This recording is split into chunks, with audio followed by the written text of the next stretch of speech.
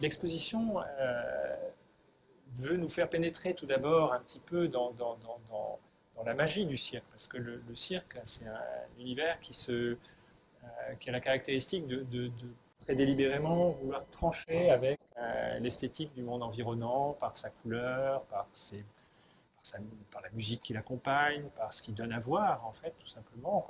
Rouen et l'agglomération sont un lieu qui a été important pour le cirque. Important pour le cirque d'abord parce que dès la fin du XVIIIe siècle, il y a eu l'une des figures mythiques qui va créer le cirque en France, qui s'appelait Franconi, qui était un très très grand directeur de cirque, qui va ouvrir rue du Gué-Trouin le premier cirque en dur, comme on dit, c'est-à-dire le premier cirque installé dans une construction pérenne qui soit documenté en France. Donc ça, c'est déjà historiquement un élément important.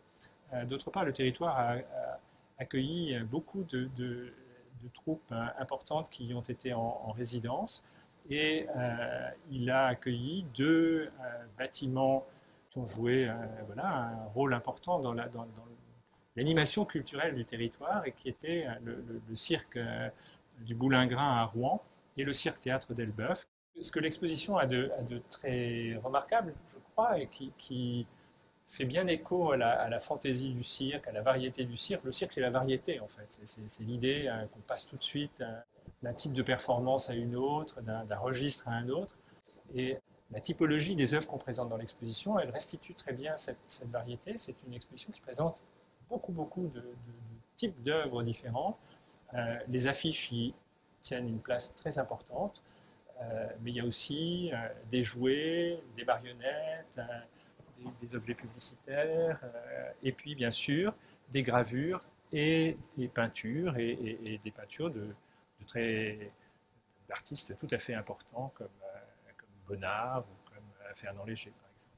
Il y a des œuvres de Raoul Dufy pour la partie moderne, et puis pour les parties plus anciennes, des œuvres de Gustave Doré, par exemple, un très important tableau qui nous est prêté par le musée de Clermont-Ferrand, et un très beau Lucien Simon qui vient du musée des Beaux-Arts de Quimper. Donc ça, ce sont les prêts importants que nous avons obtenus de musée. Et puis tout ça dialogue et répond vraiment à toute la variété des objets qu'on trouve dans la collection Borg. Les Borg ont la particularité d'être des collectionneurs qui ont vraiment été intéressés par tous les aspects de l'histoire du cirque, et donc on y trouve à la fois de la photographie ancienne, de l'affiche, de l'objet en 3 dimensions, de la sculpture. Je n'ai pas mentionné la sculpture, mais c'est important aussi.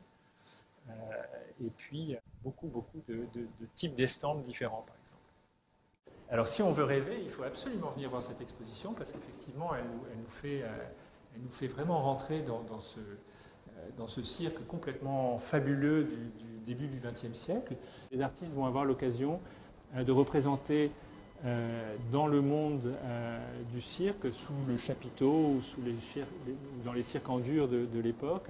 Ils vont avoir l'occasion de voir des personnages vêtus de costumes souvent très ajustés, alors complètement différents du costume que portaient les spectateurs, par exemple, costumes qui effacent très souvent les lignes du corps. Et ils vont voir ces artistes travailler, non pas nus évidemment, mais dans des tenues qui permettent d'apprécier la musculature, la morphologie des athlètes. Et en même temps, ils vont voir ce travail du corps en tension, qui est quelque chose qui va beaucoup les intéresser, d'une façon qui était impossible à apprécier dans les autres activités sociales, en quelque sorte. Notre exposition porte assez souvent sur des formes de cirque qui sont des formes qui ont disparu, mais par exemple, c'est cirque américain avec plus d'1 millier d'artistes, des centaines d'animaux, des ménageries absolument gigantesques, des chapiteaux pouvant accueillir des milliers et des milliers de spectateurs. Ça, c'est quelque chose qui n'existe plus, mais dont cette collection Borg rend compte. Donc, c'est tout à fait passionnant.